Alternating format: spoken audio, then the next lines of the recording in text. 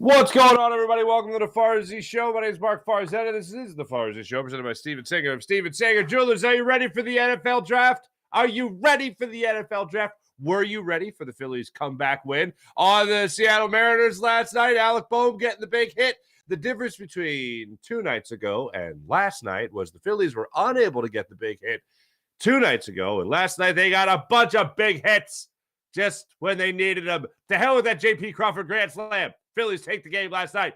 How about that? We got the NFL draft to get into. We got the Phillies win to get into. We got the Sixers being affected still by the playoffs. Doc Rivers acknowledging yesterday during practice that this team is just having a long layoff in between games. And he said, quote, he feels like the team has been iced out of the playoffs because this is a long layoff. But it does help Joel Embiid. And hopefully today we'll find out more about JoJo and just how ready he'll be for this upcoming playoff series against the Atlanta Hawks. Yeah, let's wish that into the atmosphere and forget about this Boston Celtics team for a second. Most likely still the Boston Celtics. But anyway, Heat eliminate the Milwaukee Bucks. That's right. Jimmy Butler and the Miami Heat eliminate the Milwaukee Bucks. We'll get into that. We'll get into Giannis Antetokounmpo's post-game press conference. I love this guy, and he is on a very similar level to Jalen Hurts when it comes to that mental toughness. And I always say this in a day where we're always talking about mental health. I think we should find those people that just are mentally on steroids, and mentally Jalen Hurts is very much on steroids. He's like on that deer antler spray that they had years ago. You know what I mean? He's on that. And Giannis is very similar. Very, very similar, where he is just mentally on steroids, HGH. He just thinks on another level than all of us. So we'll let you hear what he had to say after getting eliminated in the first round of the playoffs, despite being the 1 seed in the Eastern Conference. But let's start it off where all our minds are at. And I think Jimmy Kempski of Philly Voice summed it up rather well late last night when he tweeted this out. I'm hearing the Eagles could be targeting an edge, maybe a defensive tackle. A quarterback is a possibility. You can never rule out offensive line. And if this year there's a running back exploring a trade up, and get this, also down, maybe at 10. There, covered all of today's sport reports in one tweet. Credit me, please. Thanks. That is, I believe, all of us. I believe that is all of us today. We don't know. None of us really know where the Eagles are going, because in order to know where the Eagles are going, you got to know where the 9 teams are going ahead of them and where the 9 players are going ahead of them. Here's what I am rooting for today, and this is what I also think is going to happen. I think Howie Roseman is going to be mega, huge, Kajunga aggressive. I do not think he's picking at 10. I do not think he's picking at 11, 12, or 13. I do not think he is trading back in this draft with that 10th pick asset. I think he is going to move up in this draft. I think he's going to use assets from next year's NFL draft to move up in this NFL draft. And I think he is going to take a man named Jalen Carter. I think that's what Howie Roseman is going to do. That is my number one thought going into tonight's first round of the NFL draft, that Howie is going to be aggressive and somehow, some way, land Jalen Carter. Number 2 on that list. I don't think he's going to do it. Like I said, I think he's trading up. I think he's going to be aggressive, and I think Jalen Carter is the man he's going to be going after in the top 10. Because if you're in the top 10, and if you're trading up in the top 10, you're doing it for someone who's going to start. You're doing it for someone who's going to get significant reps in his rookie season, in his rookie campaign. It's not going to be for Christian Gonzalez. It's not going to be for Devin Witherspoon. It's not going to be for those 2 players. It's not going to be for guys. They're going to sit on the shelf for a year, essentially, as you wait for them to mature and maturate, okay? If they do decide to trade back, here's where it gets exciting. They could be moving back to 12. They could be moving back to 13. They could be moving back a couple of spots. And if they do that, most likely you're going to be looking at those quarterback positions. Most likely you're going to be looking at those quarterback positions. However, if the Eagles do trade back in this first round with that 10th pick asset, you can start to sit on the edge of your seat about the person that will probably have the greatest impact and would have the greatest impact on this Eagles offense. And it's a name that I'm sure we're all sick of hearing as just potential or a possibility of coming to Philadelphia or just speculation to coming here to Philadelphia. But the guy made friends with janitors, people. Took time out of his day, took time out of his visits to talk to janitors. I want that guy on my roster, and I want that guy on my roster, and his name is Bijan Robinson. I truly believe that if the Eagles are looking to make that big splash and they're looking at this championship window, well, who gets them closer to a championship at this point than Bijan Robinson in what would be a rookie contract? Who gets them closer to that? Nobody. Not even Jalen Carter. And Jalen Carter would be the better long-term investment. He could be another Fletcher Cox, could be another 10-year player. All right? We all get that. We all love that. That's fantastic news to get somebody that could be here for 10 years. You're not going to get that out of a running back. I think we all realize that now in today's NFL. But if you were going to, and if you were to look at it as a free agent signing or bringing in somebody of that caliber, oh boy, are we excited. And that's the guy that I believe would have the biggest impact on this team. Later in the draft, with that 30th pick, I've told you all throughout this entire process, they are not going to be making a selection with that 30th pick. They're going to be trading out of the first round, most likely in that potential area for later assets in this draft.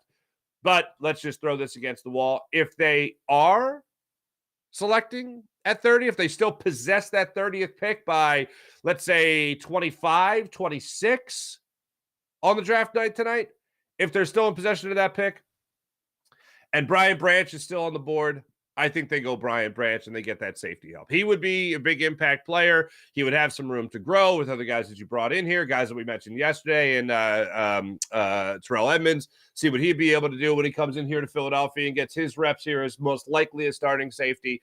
But Brian Branch is the guy that I'd be looking at, the safety out of Alabama, for what he brings to the table when it comes to off-the-charts leadership, maturity, being able to be versatile. I think that's what he would be bringing to the table with the Philadelphia Eagles if they decided to draft him and make him their starting safety or at least later on in the season, the starting safety for the 2023 NFL season. So the names I think you should really watch out for tonight are Jalen Carter, obviously. I think Bijan Robinson is still very much on the table, and Brian Branch later in the draft, if they make a pick at 30, which I don't think they'll be using the 30th pick to make a selection. If it's still there, if they still have it, they might move up a little bit to make sure they can get their man, Brian Branch. But if you're asking me what happens tonight, the two things I am most convinced the Eagles are going to be doing is moving up to get Jalen Carter and then moving out of the first round to get picks later in the NFL draft. I'm excited for it. Jeff Kerr joins the show coming up a little bit later to talk about what he thinks the Philadelphia Eagles are going to do tonight. And I know I'll be down there with the Jacob Media people at Top Golf in Atlantic City at Ocean Casino with Seth Joyner, Derek Gunn, Rob Ellis, and checking in from Eagles headquarters, John McMullen will be joining the show again to talk about what the Eagles' moves could be throughout the night. Now, the show starts at 8. The event starts at 6:30, and we'll be taking you all the way through the NFL draft. So it's going to be a late night for your boy. When you guys join me tomorrow morning, bags under the eyes. Even worse than the luggage I have right now. The luggage I always have since college. Really, yeah, just college pretty much. You sleep a lot? No, I never really slept as a kid. I'd stay up and watch Letterman on school nights, and then I'd watch Conan, and then I'd watch the repeat of Leno. So I should be up. Pretty much I don't sleep. That's pretty much my entire life of not sleeping. But that's what I'm expecting the Eagles to do. Jalen Carter, out of the first round. That's what I'm expecting the Eagles to do in this draft. They move up and use assets from 2024, potentially even this draft, and then they use that 30th overall pick to cash in some assets, and later in this draft and replenish the 4th, 5th, 6th rounds, if you will. That's what I see the Eagles doing in this draft tonight. What do you see the Eagles doing? Do you think Howie is passive? Do you think Howie trades back? Do you think Howie doesn't wow us with the potential of really adding to this offense or defense, this team in general? Do you think this is going to be a boring night? Here's one thing that crossed my mind, and I came to this with Dave Dombrowski, and I've mentioned this on the show already, but It really is. I was really thinking about this yesterday as I was watching the Phillies, ironically enough. I'm watching them, and I'm really thinking about Dave Dombrowski and all the success he's had everywhere he's been. And it's like last year, the trade deadline, I didn't like packaging Logan O'Hoppe for not packaging. I didn't like trading O'Hoppe straight up for Marsh. I just thought that was odd. I thought you could package a guy like Logan O'Hoppe and maybe get like a Rodon, for instance. Somebody to come in, how'd that work out? Somebody to come in and really be a force in your starting rotation. And, well, wouldn't you know it, Dave Dombrowski knows more about baseball than me. Howie Roseman definitely knows about more football than me and more football than all of us, especially in the cap region, especially in the trade region. It used to be our favorite pastime to rip Howie Roseman. It used to be our favorite pastime to poke fun at Howie Roseman and how he rose through the ranks as an intern, the salary cap, and he's what is he, a lawyer before he's a football guy? What is this guy doing in the front office? Always being put in the janitor's closet. Turns out that's not such a bad spot now. You make friends with Bijan Robinson. But it used to be our favorite pastime. And now it's like, rip Howie Roseman? What? How dare you, sir? Rip Howie Roseman. Man, literally in Houston, goes up to Eagles fans who have a sign that says, Howie, we forgive you. And he walks over, right? He fee-fi-fo-fums his way over and he goes, I'm forgiven for your first Super Bowl. Bleep you. Let's go. And then he gives that, yeah, I told you. Yeah. And then he walks away. It's not our favorite pastime anymore because the man is cashed in. 2 Super Bowl appearances in the last 5 years, different head coach, different quarterback. Has won a Super Bowl. Happened to be our first. How about that? It's hard to stay mad at that guy because he's got something up his sleeve. I don't know what the hell he did during that year he was put in the janitor's closet. Supposedly he was touring the world trying to find out how to be a better general manager, how to be a better skills developer, how to be a guy that could be more relatable with fellow employees. I don't know if he went and lived in a cave for like a year and he just read, I don't know, The Art of War by Sun Tzu. I don't know what the hell he was doing, but whatever it was, it seemed to work. Now it's not fun anymore to rip Howie Roseman. So going into a draft, the reason I'm bringing this up, it's whatever they decide to do. If they do, in fact, decide to trade back, it's like, all right, what are we doing here, Howie? And then he'll make a move where the guy ends up being a 10-year starter here in Philadelphia. It'll be an interesting thing to follow tonight, as it always is. But I think Jimmy Kempski pretty much hit the nail on the head where it's, we have no idea what's happening, but damn, is it going to be fun. So NFL draft coverage, 8 o'clock tonight. Eagles with the 10th overall pick. We'll see what they do with that. I say they use it, they move up. And I say with the 30th, they move out and they replenish their draft stock for this season. Phillies get a win last night. Very exciting. It's a come-from-behind win. Nick Castellanos was fantastic. 3 for 4 on the night. Comes up with a big hit in the first inning to help get the Phillies going. A 2-run home run. His 3rd home run of the season. His 3rd home run in the last Saturday, Sunday, Monday, Tuesday, Wednesday. Last 5 games, not so shabby. Not too shabby. Last 4 games, excuse me. They're off Monday. Not too shabby there for Nick Castellanos as the power numbers are starting to come around. I told you. The doubles, the batting average, just the hits in general, all that's great. The home runs will come. The home runs will be accidents. Well, last night, what did he get? 98-mile-per-hour fastball, outer half of the plate, goes with the pitch. Oppo Boppo, 2-run home run after Bryson Stott started things off with a leadoff walk and a 9-pitch at-bat. Castellanos comes up after Turner goes down, after Schwarber goes down. Castellanos jacks it over the right field wall. Phillies go up 2-0. Then some struggles. In the top of the 2nd inning, you get 2 outs right out of the gate. Taijuan Walker's on the hill for the Phillies. He gets 2 outs right out of the gate. You're thinking all is right with the world. Phillies are going to be just fine and dandy. And then you have 2 separate at-bats. This is hard to do. You have 2 separate at-bats last night where you have 4 consecutive walks, 4 pitches, all out of the strike zone. 8 pitches out of the strike zone, you walk 2 batters. That's like to accidentally not throw a strike. It's tough as well. 4 straight pitches to get a guy not even to swing at a pitch. That's a tough night at the office. So Suarez strikes out. Hernandez lines out to Marsh in center. Then the big dumper, all right, Raleigh, he walks on 4 pitches. Pollock gets the infield single. Wong walks on 4 pitches. Mound Conference. J.P. Crawford steps to the plate. You know what he's doing. He's sitting fastball. After you see a pitcher struggling like that, you're just going to say, oh, I'm getting a fastball because there's no way he doesn't want to start off anything other than 0-1. J.P. Crawford sits on that fastball, and this is where I'm totally okay with swinging at the first pitch. Rhys Hoskins swung at the first pitch for his grand slam in the playoffs last year before the bat spike. And J.P. Crawford demolished the baseball into the Phillies bullpen for a grand slam home run. But wait, there's more. Rodriguez steps up next, jacks a home run to left field, and the Phillies are now down. When they were up 2-0, they were down 4-2, then they were down 5-2. And that's the way it was up until the bottom of the 3rd inning. Things settled in okay for Taijuan Walker after that 2nd inning. Then Kyle Schwarber steps to the plate for an RBI single to left field that plated Bryson Stott after he had a single earlier in the inning. Now you're down 5-3. You get out of that inning. You move on to the 5th inning. Phillies continue to chip away. Bryson Stott again gets on base to lead off the inning, this one with a single to right field. Then you have Turner at the plate. There's a wild pitch. Stott takes second. He's now in scoring position for the inning. Schwarber's up at the plate. Now Turner later he makes an out. He grounds out to second base. Then you have Schwarber steps up. He strikes out. Nick Castellanos steps up again with the runner in scoring position. Nick Castellanos delivers with an RBI single to center field.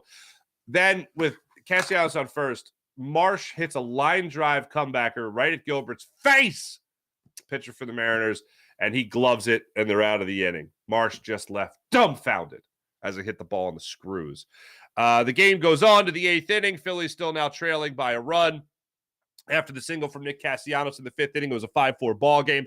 In the 8th inning, Mariners are still in the bullpen, as one would assume, or would go to the bullpen. Oh, by the way, I should mention in the 7th inning, Sir Anthony Dominguez, dominant. 8th inning rolls around. Kimbrel rolls through Suarez, Hernandez, and the big dumper. He gets Suarez to fly out to right field. Then he strikes out Hernandez and Raleigh. Then in the bottom of that 8th inning, what did you know? Nick Castellanos is the leadoff man for this inning. He gets a single. Marsh gets a single. Castellanos reads the play beautifully because Marsh's ball that dribbled just past the second baseman starts dribbling into shallow right field. Castellanos sees this dribbling, this slowly hit ground ball, if you will, and busts it around second base and heads to third. Now you got runners at first and third with nobody out to start out this inning in a 1-run ball game. Next batter up, JT Realmuto, RBI single. Alec Bohm, that ties it up. Then Alec Bohm gets the game-winning RBI single. He extends his hitting streak now to 5 games. JK makes an out, Sosa makes an out, and that's it. 6-5, Phillies take the lead. Jose Alvarado gets the ball in the one-run game in the 9th inning. He gets Pollock to ground out to shortstop. Cabrera, he strikes him out. Caballero strikes out on a 10-pitch at bat. Like 4 or 5 consecutive fouled off baseballs there by Caballero. And Alvarado wins the battle, so now he's got 2 outs. Crawford steps up, hurts the Phillies again with a double this time. So now you got a runner in scoring position. You got the game-tying runner in scoring position standing there on second base. He faces Rodriguez next, who has already struck out a slew of times in this game. And he strikes out Rodriguez to end the threat. When you see a closer get to like 20 pitches in an inning, I get a little nervous. But Jose Alvarado, when you're the most dominant bullpen arm in baseball, ooh, baby. You can't really get nervous with that man on the mound. And the Phillies close it out for the 6-5 win. Great win. Kruk made the point during the broadcast that if you're going to allow a lot of runs, might as well do it in the 2nd inning. So you have plenty of room to make up for it. It made you on the edge of your seat throughout the game, but I don't know what it was. I was just feeling a win, baby. When they responded in the bottom of the 3rd inning with that RBI single from Kyle Schwarber, And it was like, all right, 5-2 and 5-3. That sounds a lot different. 5-3 is a lot more comfortable. Talking about 2-run ball game. It's 2-0 right now. You're going to be uncomfortable to 2-0 game in the third inning? I'm not. So wouldn't you know it, Phillies storm back. And again, the difference between this game and why I didn't get so pissed off about game 1 of this series with the Mariners, where the Phillies just couldn't get that big hit, is this is the ebbs and flows of a baseball season. Game 1 of this series, no big hit. Game 2 of this series, plenty of big hits. Castellanos provided 2 of those big hits. 3, if you include the one that he was able to come around and score on, leading off that inning there in the 8th inning with that leadoff single, and then being able to make it the third. A hustle play by Nick Castellanos as he continues his season. Last night on the Jacob Media Phillies postgame show, I called Nick Castellanos the player of the game. Honorable mentions really to the Phillies bullpen for doing their deal. Oh, good God, have they been amazing. And then also looking at what Alec Bohm did to drive in the game-winning run. I'll say this. I really like this Luis Ortiz character. All the time in baseball, you hear about managers talking about how they just want a guy to take the ball. You want a guy that I need an arm here. I need someone to relieve the pitcher as Taijuan Walker went out with forearm tightness, so he couldn't pitch anymore. They give the ball to Luis Ortiz, who has had a slew of roles already in his young Phillies career. He had some time in Baltimore. He had some time in San Francisco last year, and he is, of course, with the Phillies now. And he has taken the mop-up role where no one else is going to pitch here in a 7-0 ball game. So here's the ball. You finish it out. Or he's come in the 8th inning or 7th inning to just kind of steady the ship a little bit. Last night comes on in the 6th inning, and he's able to help the Phillies cruise from that point on. 5th inning, excuse me. He's helped the Phillies really steady the ship in that 5th inning, and then the Phillies are able to come back and get the win.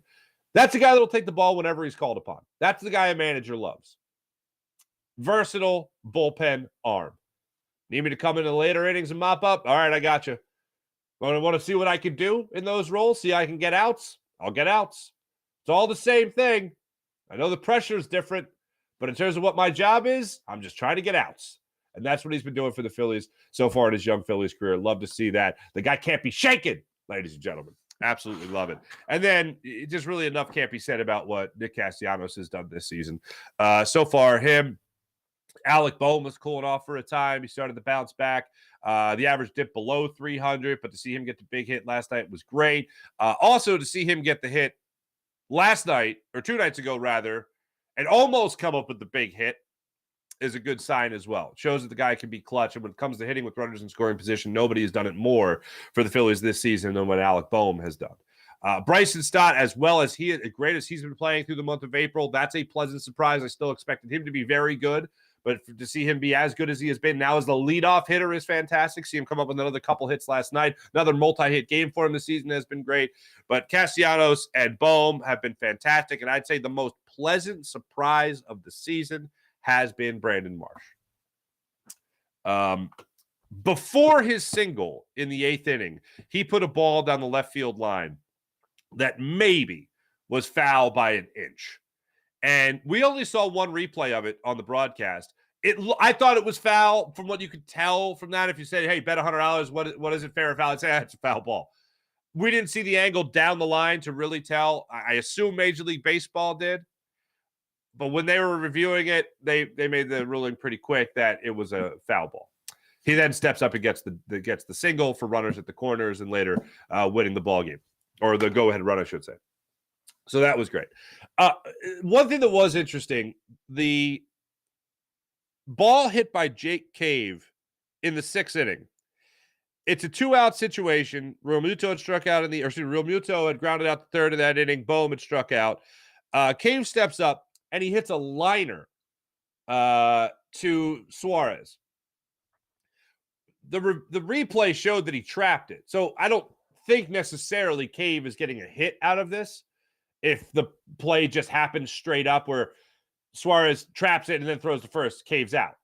But if it was reviewable, or as it was originally described on the broadcast, which was if the ball's hit in front of the umpire, in this case it's Laz Diaz at third base, if the ball's hit in front, you can't review it. If the ball was hit behind, you could. That's how it was originally described during the broadcast. If that was the case, then Cave would have been safe because the hit would have been awarded as opposed to, oh, that's a hit. If you review that and you see that it's trapped, there's no like do-over where you redo the pitch because you're stopping play as the umpire. I had this conversation with Pat Devlin, great guy over at NBC Sports Philadelphia, who I knew when I was working there. We went back and forth on Twitter a little bit. And the hit would have been awarded. However, the rule actually, as it was corrected on the broadcast later, the rule actually is if it's in the infield, it can't be reviewed.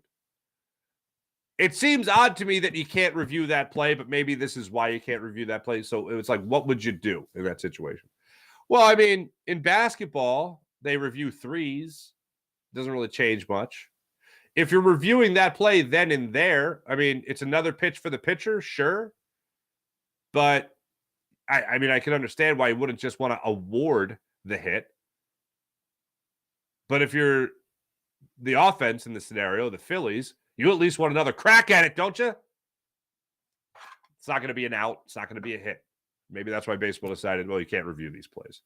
To me, it just seems like something that Major League Baseball needs to look at a wee bit. Phillies are back at it this afternoon, 1:05 start time. Matt Strom gets the start for the Phillies, looking to build off his career-high 11 strikeout performance from his last time out on the bump. So we'll see what goes down with the Phillies tonight. Look forward to that. Before we get to Jeff Kerr, ladies and gentlemen, last night, and I've been saying this for years. If you follow me, you know I've been saying this for years. Jimmy Butler's the one that broke the process. And if the Sixers do end up getting bounced out again in the second round of the playoffs, I, again, tell my grandchildren that Jimmy Butler's the guy that pulled the rug out from under the process. He pulled the card out that made the house of cards fall down, come tumbling down. Last night, Jimmy Butler and the Miami Heat in the fourth quarter were absolutely unstoppable. I mean, there's really no other word to use to describe it. They were unstoppable. They were down 16 points going into that fourth quarter. 16 points going into that fourth quarter. They won in overtime, 128-126. They outscored the Milwaukee Bucks 32-16 in that fourth quarter in order to force overtime.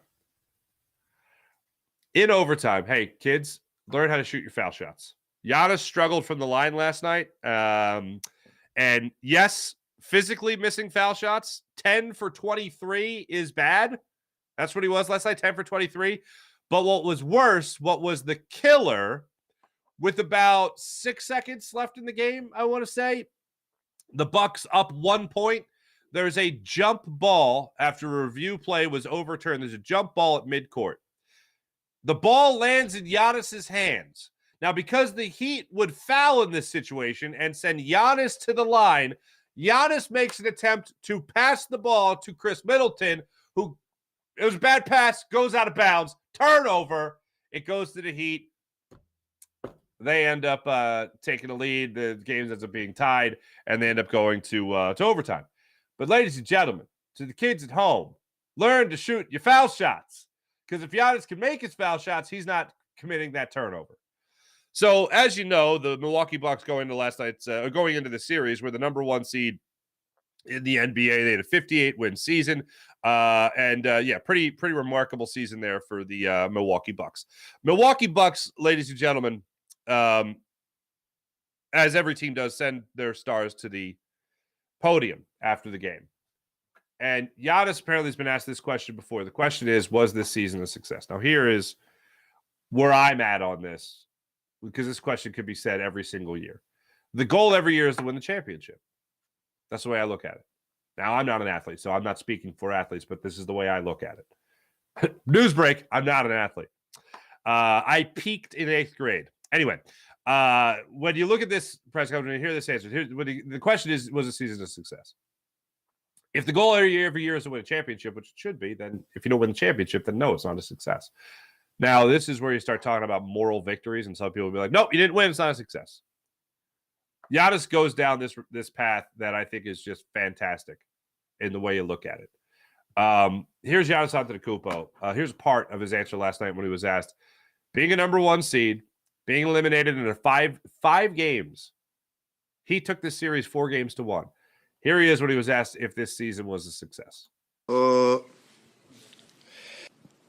asked me the same question last year, Eric.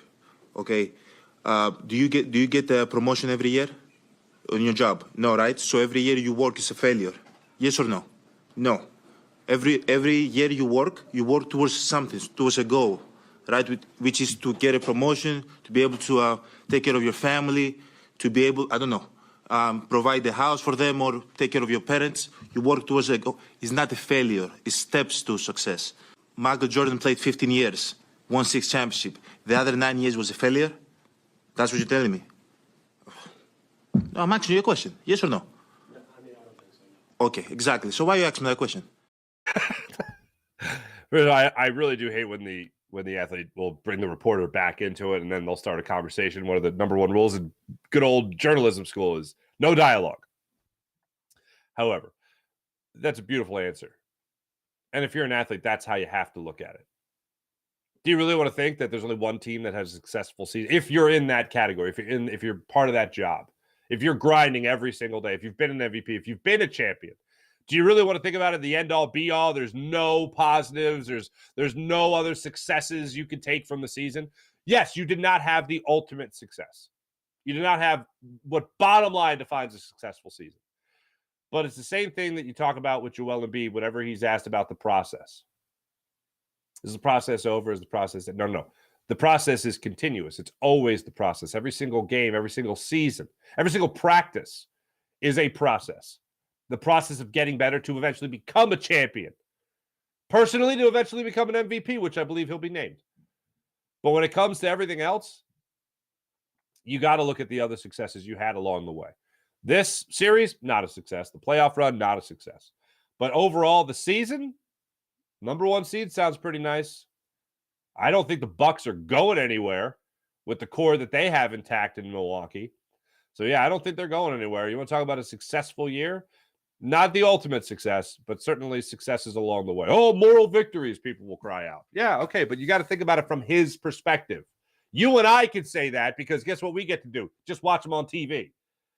We're not there coaching up Giannis. We're not Giannis trying to get better at free throws. We're not him learning how to shoot from the outside, unlike some people. I applaud the guy. Freaking love that attitude, man. That's the attitude you want. Yeah, sure. He's disappointed he lost. It's not like, everything's fine. We still had successes along the way. No, that guy's still going to be in the gym working on things. And that's why you got to love guys like that. Absolutely applaud that type of attitude. Now, on the other side of it, oh, damn it, Jimmy Butler. Jimmy Butler. What could have been? What could have been? Let me tell you about Steven Singer of Steven Singer Jewelers, the other corner of 8th and Walnut, right there on Jewelers Row. Steven Singer Jewelers, one place, one price, the perfect price online at IHateStevenSinger.com. That's IHateStevenSinger.com. Without further ado, let's jump on the Roth and Orthopedics guest line, talk to our friend Jeff Kerr of CBS Sports, of Jacob Media Sports, about what he's thinking for the upcoming NFL draft.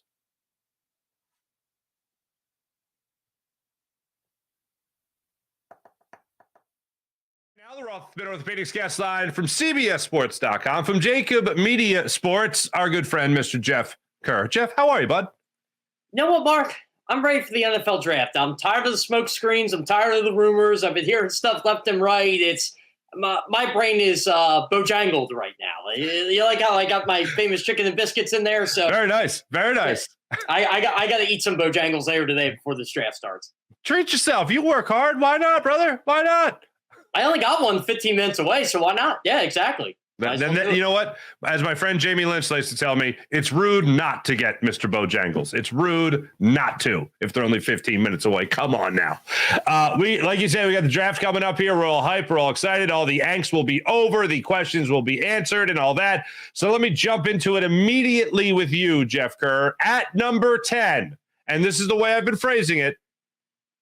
With the 10th pick asset. So if they move up to 8, if they move back to 12, with the 10th pick, what do you see the Eagles doing there? Watch for till 15. Watch 11 to 15. That's all I'm gonna say. Oh, why am I not gonna like this? Why am I not? Am I gonna like this? Am I not gonna like this? Where are you going with this, Jeff? You're gonna like what Howie Roseman can potentially get for number 10. And I'm not saying they won't trade up because there is a certain player that's worth trading up for and that they like very much. And I think you know where I'm leaning on this. Is it Jalen Carter or is it Will Anderson Jr.? It is Jalen Carter. Yeah. Okay. I was like, how far are we going? How far are we moving up? Okay. All right. So this is what, based on what I gathered and my opinion, Jalen Carter does not fall past 6. Okay. I think Seattle is torn on him. I think they're torn on a quarterback, but I don't think they're going to go quarterback. I think they're going to try to expand their roster. And look, they need Jalen Carter. They need a guy like that. And I think Detroit's looking at it as, you know what? Let's pair this guy with Aiden Hutchinson, with what's the other kid's name? James Houston. Okay. Let's pair him with them. And I think Detroit has a really good secondary. They got a really good defensive line with that. And they got guys like Malcolm Rodriguez and Alex Anzalone in the middle. They can have a really formidable defense. If there is any team I think that's going to get significantly better tonight, it's going to be the Detroit Lions. Okay. Detroit Lions out of the gate. All right. Now, why am I moving back? Why am I worried about 11 to 15 here? What's going on there? Well, it all depends how the quarterback board plays out, right? So, say the first two I think are going to be Bryce Young and C.J. Stroud. That's what I think. That's what I mocked, and that's what I think. So, well, who's 1 and 2? Just real quick. Sub question. Bryce Young. But my number one rule in the draft is don't overthink it. Okay. Bryce Young is by far the best player. I shouldn't say best player. Best player is Will Anderson. Okay. Bryce Young is the best quarterback, and Carolina needs one. They traded up to 1 to get. They didn't trade to 1 to get Will Anderson. So I think Houston's going to be torn on what to do there, but I think that ultimately they get a quarterback because they do at the 12th pick. I don't think they're going to trade up from the 12th pick. I think they're going to stay at 12.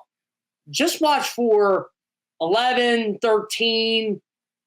If a certain quarterback falls, I'm not saying who, because Richardson could go 4, Levis could go 4, but if one of them falls, maybe Tennessee looks to jump a little bit. Or I know there's a couple players Green Bay likes at 13, but I don't think they think they can get them at 13. Okay.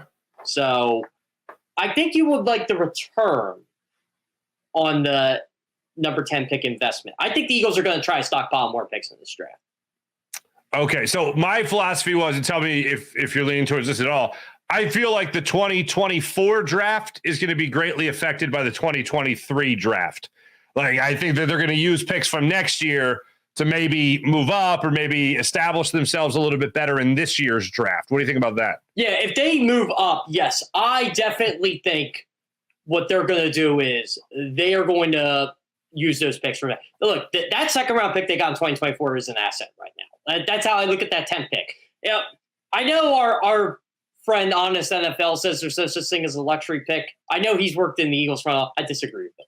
Okay. There is a such thing as a luxury pick. The Eagles have one. Detroit has one.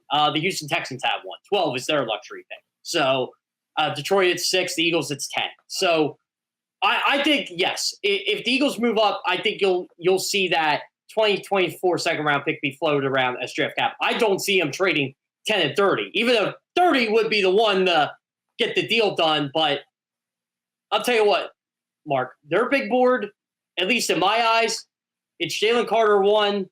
I think it's Paris Johnson 2. So I think they're the 2 you look at. I don't think they trade up just to get an offensive lineman. I think they trade up to get a Jalen Carter. I agree. And that's kind of what they do, right? Those are the types of players they trade up to get. They've done this before. They've done this with Jerome McDougal years ago. I know. Oh my God! I know Jerome McDougal didn't pan out, but he was a pretty good player in college. I loved the pick when they made it. Yeah. So where are you on? I have to ask you. Where are you on Bijan? Is not happening? Not happening? I'll say this. Ooh, I like it. No, it's not. I like that you don't say no. It's not happening. So yes, please go ahead. Yeah. I'll say this. I would love if they picked Bijan Robinson. I'm not against it. I have said it. They will not take a running back at number 10, and you can do with that what you will. Yeah. That's all I said. I said they're not taking a running back at number 10 overall. They're just not doing it. And people say, if you don't like Bijan Robinson, I'm like, no, I never said that. I'm like, if you see my cryptic tweets here with Bijan Robinson, you would know I don't think that. Right. So same with Lucas Van Ness. I might be the only guy in America that must like Lucas Van Ness. I don't hate him. He's actually some of the people that they could get with that 10th pick asset. He's just outside my top 5. He's not in my top 5, but he's around my top 5. He's a guy that I wouldn't mind the Eagles taking at the, let's call it 8 to 12, 13 range. Yeah, exactly. If they traded down and got Lucas Van Ness, would you be upset with that? I don't think I would. No, especially if they're stockpiling some second-round picks in that trade, and then they end up getting a running back that can help that running back room. Yeah, exactly. So I think the team that really wants a running back in this draft, but they can't get one, is the Miami Dolphins. Well, I would say Bijan Robinson or Jahmyr Gibbs, but you kind of need a first-round pick to get one of those guys, and they gave that up. Mm-hmm. Here's where I'm at with Howie Roseman, and you know I'm a huge baseball fan, and it used to be fun to criticize general managers, and then Dave Dombrowski took over the Phillies, and he's only made every team he's ever been a huge part of a either big competitor or a champion. All right, so knocking him at last year's MLB trade deadline didn't turn out so well because it turned out to be a pretty good trade that they made with Logan O'Hoppe and Brandon Marsh. Howie Roseman's been to 2 Super Bowls in 5 years with 2 different quarterbacks, 2 different head coaches, and he did this all over the last 7 years while rebuilding after the Chip Kelly era. So even if they take someone who I am not considering highly, even if it's a Skoronski, I can look at Howie Roseman and go, well, the guy knows what he's doing. What the hell fun is it to criticize him anymore? Do you have now this confidence that Howie Roseman's just going to make the right pick and make the big splash for the Eagles on draft night? I will say this. If you look at the Super Bowl and all the players on the offense, every one of them but A.J. Brown was drafted by this team, by this front office. Think about that. And they traded the first-round pick for A.J. Brown. So, look, I don't think they're going to take a guard at 10 either, although I love Pierre Skoronski. I think, though, he could be the Quentin Nelson of this draft in terms of making Pro Bowls and All-Pros. But if you said to me, Jeff, you have to pick a lineman at 10. And Paris Johnson's on the board, Pierre Skoronski's on the board, Darnell Wright's on the board. Give me Paris Johnson every single day of the week. We'll play him at right guard first, and then we'll eventually move him over. Gotcha. When it comes to helping Jalen Hurts and the huge contract that he signed, a lot of people would look at it. You talk about luxury picks. Well, you might talk about adding more players or adding a very special player to a group of special players. So at what point, when you look at maybe wide receivers that are available, not just running backs, but wide receivers, at what point do you look at it and look at this offense and go, you know what, they're just fine the way they are right now? Do you see somebody in this draft that is both going to be available and likely to end up on the Eagles that can really make a huge difference when it comes to the skill set positions? Any skill position player. Any skill, wide receiver, tight end, running back, anybody that you think could come into this room in the first round, second round, that you think is really going to make a big splash with this offense. Bijan Robinson would be one. Mm-hmm. Jahmyr Gibbs, if they get one of them. By the way, my mock draft, I did say the Eagles were going to draft a running back in the first round, and it was Jahmyr Gibbs because he fell to 30. I don't do trades in my mock draft. I finally have admitted to people after 4 years of doing mock drafts. Did you guys ever realize why I don't do trades in mock drafts? I don't do any of that stuff because I kind of link a player to a team, and I say, oh, no, I didn't say they were going at, say, 18, but they end up picking that guy anyway, somewhere down the line. I think it wasn't last year. I think it was maybe 2 years ago. I got like 14 picks right, even though none of them were in the right order. I'm like, I just know that's who they liked. I didn't say they were going to pick them there. Right. That's one of the beauties of a mock draft. You could be wrong and still be right. Yeah, it's literally called mock. Yep, exactly. That's why we call them a mock draft. We're making mockeries out of ourselves. But Bijan Robinson, Jahmyr Gibbs, I don't think they're going after a wide receiver. I mean, I think they're kind of set there. I think they'll draft the receiver later in the draft. They got Zacchaeus now. They got Quez Watkins. Their top four is pretty good, but I do think they want to give Jalen Hurts as many weapons as possible. I just think they need more help on the defensive side of the ball. They don't care about linebacker at all. So but even for their standard, this is low. Oh, this is really low. And I like N'Kobe Dean, and I like Kentavious Street coming. I like that, but not Kentavious Street from Chicago, Morrow. Thank you. I like the guys they got. There's nobody like who else is playing. You need a little bit of a rotation here. You need some depth, and it doesn't seem like they have any. This is what scares me about Morrow. There's no guaranteed money on this contract, so it's like Jaquiski Tart last year. You can get rid of him if he doesn't have a good camp. What bothered me this whole offseason was they did say to TJ Edwards, come back with us with an offer you get in free agency. Now, this is what I kind of want to know how true this was. Edwards never really did. He just said he was going to Chicago, and that was it.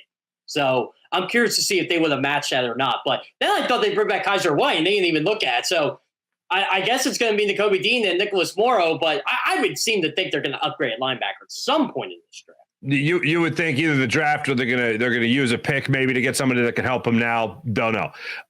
It will not be Devin White. I will say that. It will not be. I agree with you on that. That's and he stinks too. So no one wants him. Copy that. All right. Are they going to make 2 picks in the first round Thursday night? Yes. Tonight. They're going to make 2 picks in the first round. I will not say it's at 10 and 30, but yes, they will make 2 picks in the first round tonight. All right. So they don't use 10 or 30 to get somebody like, and here's the name everybody wants, but it's out there, Buda Baker. They're not going to go out there and get somebody like a Jeffrey Simmons, even though he's signed, of course, with the Titans long term. They're not going to use that like they used it last year with A.J. Brown.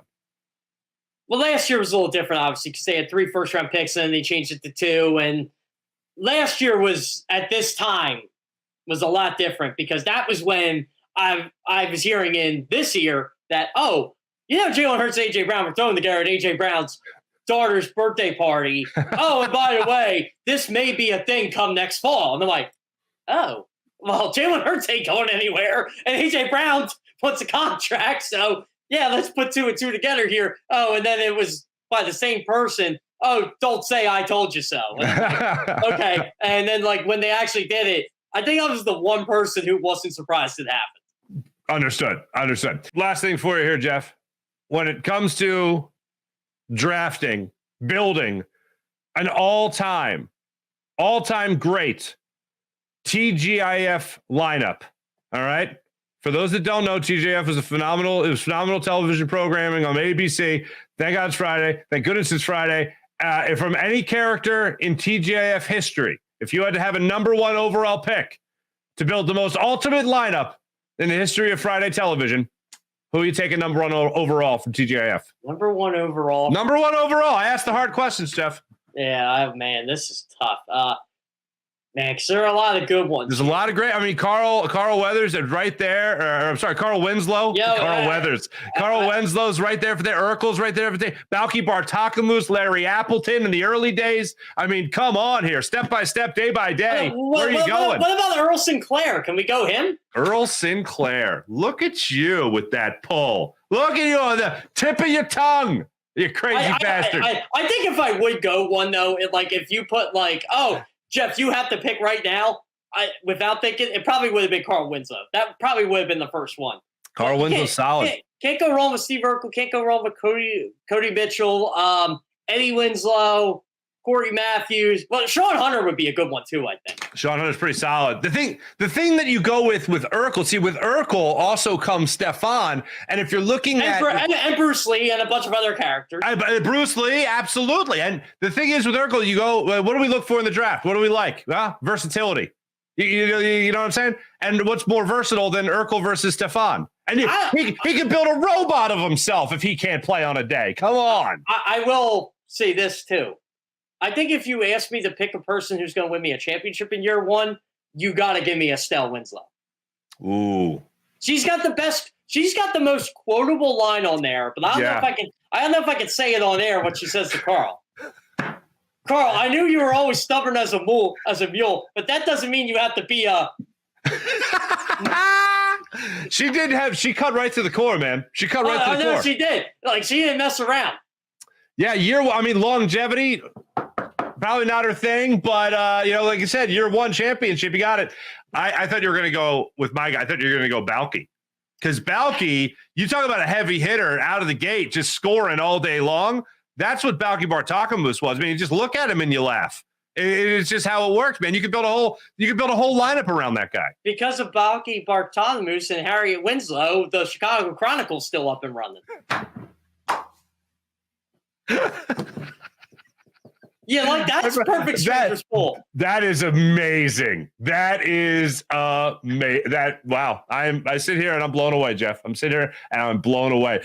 Check out that kind of energy on CBSSports.com. Jacob Media Sports as well. His name is Jeff Kerr, ladies and gentlemen. Jeff, always great catching up with you, brother. Thanks so much. It's always a pleasure, Mark. I cannot wait for this draft tonight. It's finally here. I'm tired of smoke screens. I told you, I'm tired of smoke screens. I'm tired of rumors. I'm tired of hearing people thinking they're right about players. Just get me to the draft, baby. I'm with you. It all takes place tonight. Catch all the action, of course, on your various networks, as well as right here on Jacob Media for the people watching on the Jacob Media YouTube channel. Thanks, Jeff. Sounds great. Thanks for having me on, Mark. Wait, all right. Does Mork count? Like Mork and Mindy? It was a Mork. Mork wasn't like Mork and Mindy. That wasn't a TGIF show, no. I mean, I've had this conversation about like greatest television characters ever, and I don't think it's even close. It's Columbo. There's everyone else is fighting for second because that show was so unbelievably unique. Like different people every single time. He was the only constant. It was like a 2-hour detective show where you knew the ending. And the whole show was just watching how he figured it out. There's just one more thing. If I came home and there was a dead body on my front lawn, I wouldn't go through my mail before I called the cops. Okay, have a great day. Bye-bye. But TGIF, which was like peak entertainment in the 90s, I got to go Balky Bartakamus as my number one overall pick. You literally build a lineup around him. That's incredible. Fun fact, if you're ever at a karaoke bar and you hear all right, next up, Balky Bartakamus, it's me. That's my karaoke name. And once or twice, the DJ has been hip, you know what I'm saying? Hip to it and played the Perfect Strangers theme song. Sometimes the world is changing. Rearranged, standing tall on the wings of our dreams. Anyway, there you go. Happy draft day, everybody. Balky Bartakamus, number one overall. All right, let me tell you about the great people of Manscaped. Manscaped.com, the leader in below-the-waist grooming.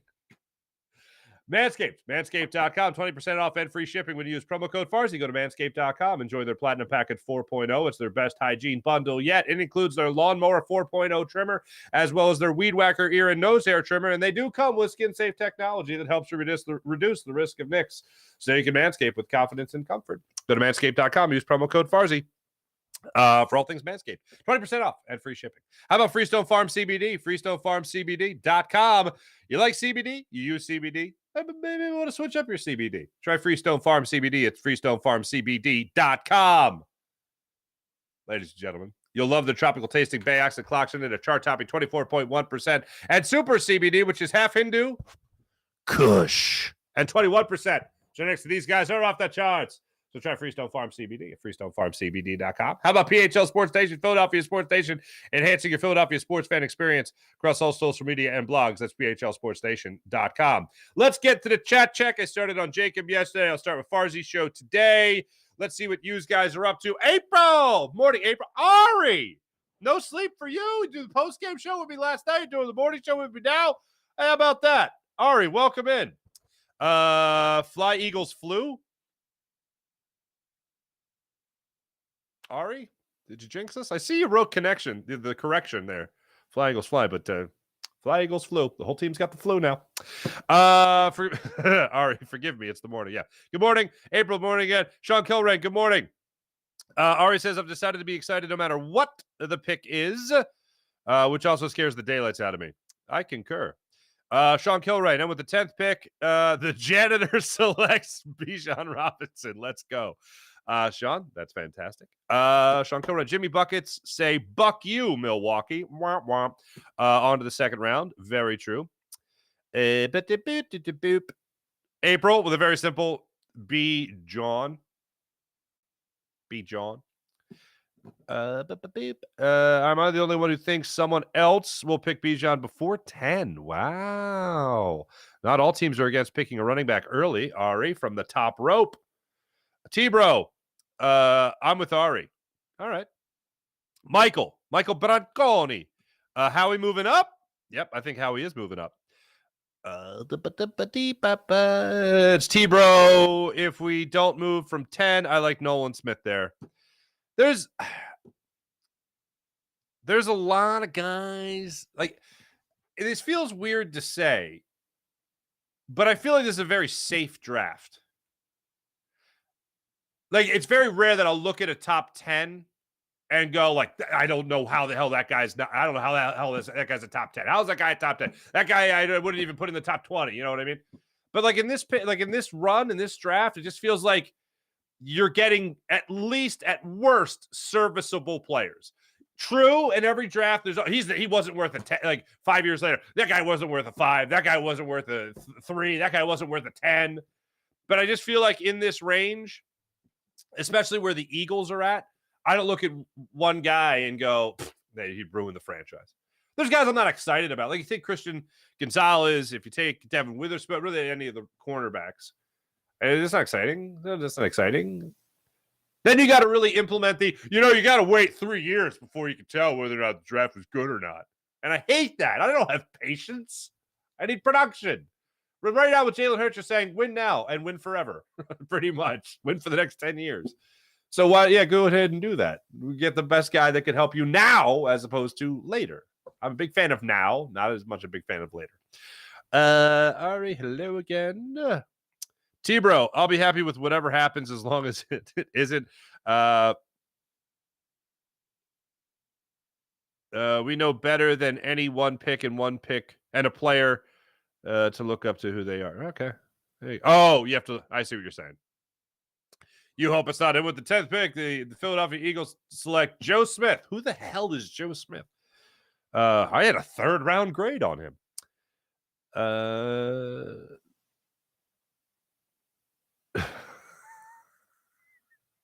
T-Bro, that just sounds dirty. April, Jimmy Buckets is absolutely the one who broke the process. You can't tell me otherwise. I'm with you. Sean Gillespie, what's going on? Farzy, you still have a killer shot. Thank you, buddy. Appreciate it.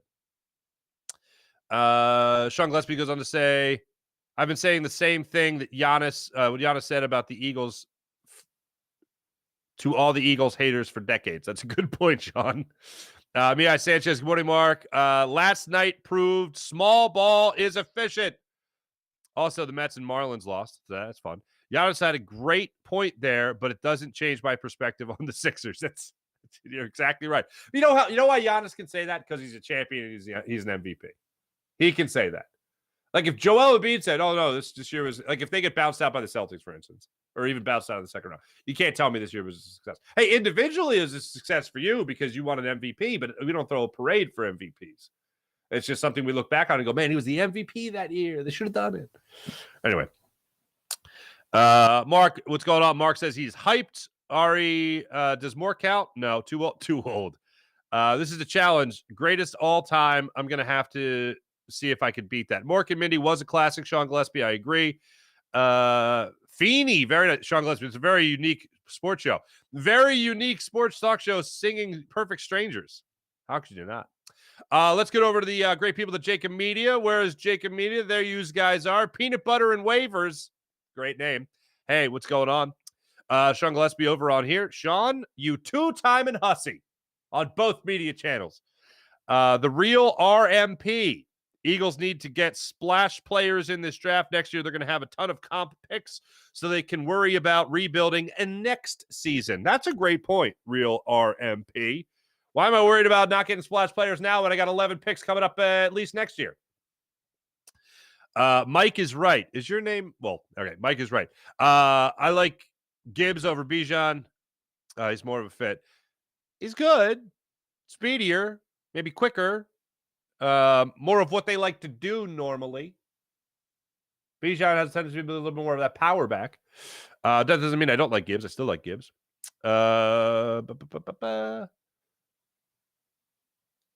Michaela Cox. What's up? Who's ever had an emoji war with me? Good morning to you, good person. Good morning to you, Michaela. Very formal introduction. I'm dying laughing. Eagles, I like Jalen Carter a lot. There you go, Michaela. I like Jalen Carter a lot, too, and I think Jalen Carter's going to join the Philadelphia Eagles, so get excited about that. That's what we have to be excited for. Thanks, everybody in the chats. You guys are great, as per usual. Let's get to the Morning Rush, brought to you by Sky Motor Cars, SkyMotorCars.com. First and foremost, we hope to hear again from that guy, Doc Rivers, later today about Joel Embiid and his status for the upcoming second-round series with the Hawks or Celtics. And 105 today, the Phillies take on the Mariners for the final game of their 3-game series, final game of their 7-game homestand. So we look forward to seeing what the Phillies can bring to the table tonight. As I said earlier in the show, Matt Strahm gets the start for the Phillies, and hopefully he builds well off that 11 strikeout performance from his previous outing. And the Phillies are able to win what will be their 3rd straight series. So let's keep that going. Haven't lost a series since that Marlins series, and we all know how that went, don't we? Thanks for watching. Thanks for listening. Make sure you guys catch me on Phillies post-game on the Jacob Media YouTube channel following the Phillies game, so it's not just a clever title. And then I'll be back with you guys again for the draft show tonight with Rob Ellis, with Derek Gunn, with Seth Joyner, and John McMullen joining us from Eagles headquarters. We'll be at Topgolf at Ocean Casino Resort in Atlantic City, so don't miss that coverage of tonight's draft. Jim Hyde produced the program, did a wonderful job as per usual. My name is Mark Farzetta. This is the Farzy Show presented by Steven Singer of Steven Singer Jewelers. Have a great rest of your day, everybody. Go Birds, go Phils, and let's cross our fingers for some more good news on Joel Embiid. See you tomorrow, guys.